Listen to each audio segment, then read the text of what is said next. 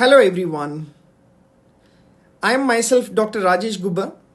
So in this particular session, I'll be discussing the quiz which I have posted on my Telegram on 5th of May. So my Telegram channel is Medicine Made Easy by Dr. Rajesh Gubba. So every day I'm posting the quiz and on the subsequent day I'm discussing the same questions as well. So as a part of the discussion, so if you see the first question here, which of the following is not seen in the tubercular meningitis? The options are low sugar, high protein, low opening pressure, lymphocytic pleocytosis. So you take any case of meningitis, what will happen to the intracranial pressure is there will be raised intracranial pressure. So because of raised intracranial pressure, you will not have low opening pressure, right? There will be increased opening pressure. And this tubercular bacilli, they utilize the glucose for the survival. So the glucose will be reduced.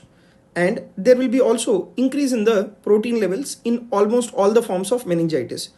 Why the proteins are being elevated is the proteins are the one which are the part of the immunoglobulins.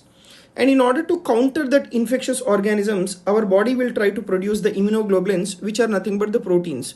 So that is the reason why in all the forms of meningitis, your protein levels are elevated. And in tubercular meningitis, there will be lymphocytic pleocytosis because your tubercular meningitis, it is a type of the one what it will induce is chronic inflammation. So it is lymphocytic pleocytosis that you will have. And what will be the differential diagnosis for lymphocytic pleocytosis is you come across this in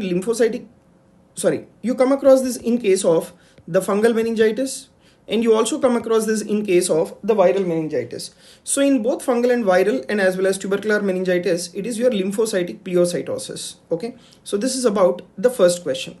Then moving on to the second question, 𝐒𝐳𝐫𝐢𝐳 is used in all of the following viral meningitis except.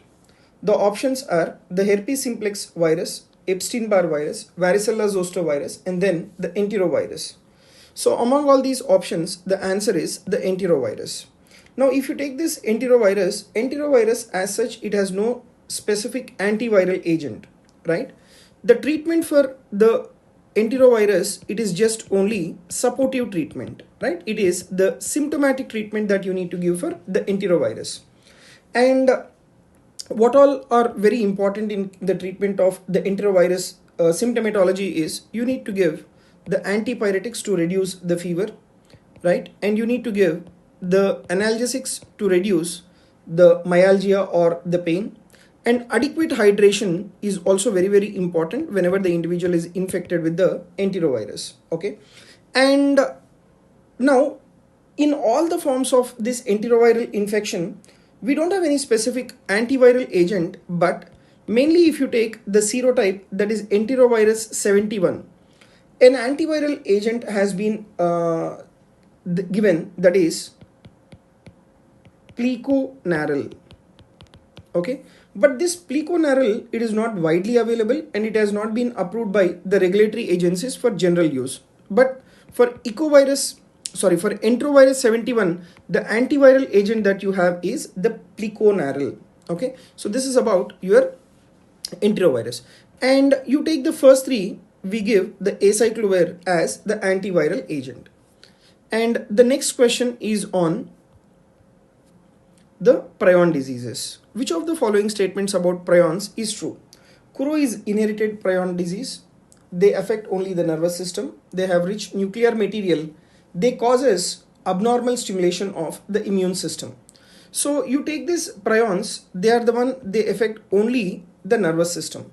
And they are not the inherited diseases, right? And how is this particular prion disease like 𝐾𝐻 is achieved or it is attained to the individual is, this 𝐾𝐻, it is due to consumption of, right? It is due to consumption of brain from dead relatives during ritualistic cannibalism. Okay, so during ritualistic cannibalism, if the individual is consuming brain from the dead relative, then the 𝐾𝐻 is attained and it is a form of human prion disease. And they have rich nuclear material is a wrong statement. Prions doesn't have any nuclear material. There is no RNA and DNA in prions. And they cause abnormal stimulation of the immune system. No, the immune system is not involved in case of the prion disease. And these prion diseases, we have two types. One is human prions and as well as the animal prion disease. Now the question, you see how it has been asked. Most common human prion disease is the 𝗠𝐞𝐝𝐢𝐬𝐽 disease, 𝗠𝐨𝐻𝐿 disease, fatal familial insomnia, and then 𝗠𝐴. So you see, among all the human prion diseases, the most common human prion disease, it is the 𝗠𝐞𝐝𝐢𝐽𝐽 disease. Then what are the other examples of the human prion disease? I'll just give you a mnemonic for this, right? The mnemonic for the human prion diseases, that includes KFCG, right? So K stands for the 𝗠𝐴, F stands for fatal familial insomnia, C stands for the 𝗠𝐞𝐝𝐢𝐽𝐽 disease, right? This is the most common form of the human prion disease. And the word G stands for 𝗪𝐺, 𝗠𝐈𝐶, 𝗫𝐽 disease. These are the human prion diseases, out of which the CJD is the one which is more common. And at the same time, you need to know what are the features of this 𝗠𝐻𝐿 disease. So how can you remember the features of 𝗠𝐻𝐿 disease is, you just remember CJD, right, which is nothing but 𝗠𝐻𝐿 disease, and even the manifestations also you can just remember in the form of a mnemonic, that is CJD. Now what does this CJD stands for? The C stands for the clonus. Remember, that is your myoclonus. Among all the clinical manifestations that the CJD patients have, the myoclonus, it is seen in almost 90% of the patients. 90% of the patients, they exhibit the myoclonus. And J stands for just like that. What do you mean by the word just like that? That is, non-specific manifestations are there. Now what are those non-specific manifestations? The non-specific manifestations, they include fatigue. There will be also, right, there will be also sleep disturbances, and these patients, they also have weight loss. So these are the non-specific manifestations. And the word D stands for dementia, right? And where the individual will have memory loss, and there is also impairment in the judgment of the patient.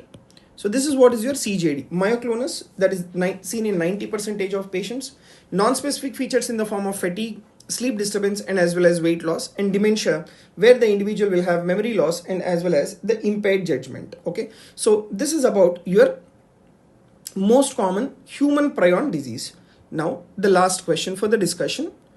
A 45-year-old male presents with recurrent falls. MRI brain shows atrophy of midbrain. What is the most probable diagnosis? So whenever you get this particular word of the recurrent falls, right, mainly what you need to look for in the options is there the option of progressive supranuclear palsy?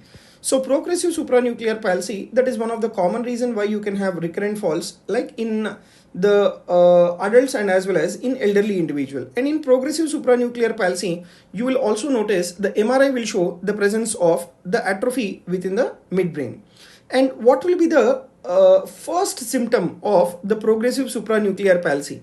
The first symptom of progressive supranuclear palsy is the loss of balance, right? That is the most frequent first symptom of the progressive supranuclear palsy. And next to this loss of balance, these individuals, they have the unexplained falls, that is recurrent falls. But remember, there is no loss of consciousness, right? In these patients, there is no loss of consciousness. They'll have recurrent falls, but there is no loss of consciousness. And if you take the gait of the individual, these individuals, they have a stiff gait, or we describe it as the awkward gait as well.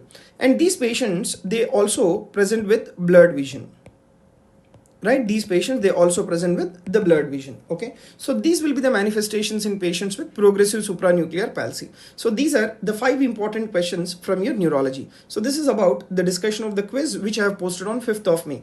So I'll wind up this session. See you tomorrow again. Thank you very much.